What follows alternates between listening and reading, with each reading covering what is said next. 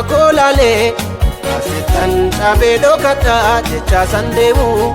hiriyaan waame waachisu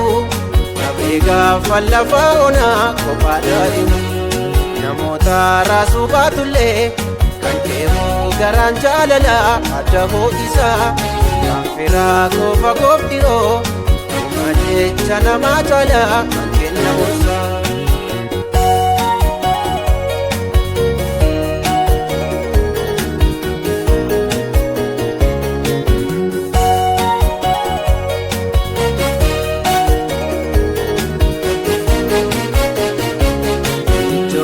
Chaba koon argu kalabbaatu barbaadataaf gara koo dhuftee ilaaltee garaan jabaanne midhaan keessa ciisee iyyuu furgaasaa furtee karaa deemsaaf hin mijanne qoraattii walxaxaa keessaan harka koo qabdee hirkannaa bara hundumaa amanamaa dubbii keetiis utubaa dhaabdee ruffee dura koolaalee asittan dhabee dhokadhaa jecha san deemu hiriyaan waame waachisu dhabee gaafa lafa onaa kophaa daadhimu namoota raasuu baatullee kan keemmoo garaan jaalala adda ho'isaa kan firaa qofa qophiyoo kuma jecha namaa caala kan kenna gorsaa.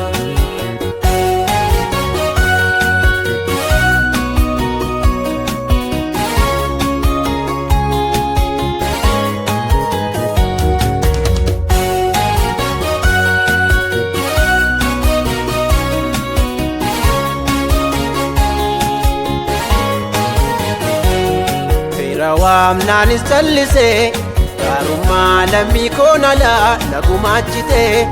kan eenyu harka keessaan qabne anaaf guyyaa namaa ta'u nu firoomsitee milkaa'inni koo muraasa salphinaa kootu baay'ata gaafan si argee naaf hin ibsu jaalala kee gumaan yoon baay'isee amma isaa herrege ruffee dura koolaalee asittan dhabee dhokadhaa jecha san deemu hiriyaan waame waachisu dhabee gaafa lafa onaa kophaa daadhimu namoota raasuu baatullee kan keemmoo garaan jaalala adda ho'isaa kan firaa qofa qophiyoo kuma jecha namaa caala kan kenna gorsaa.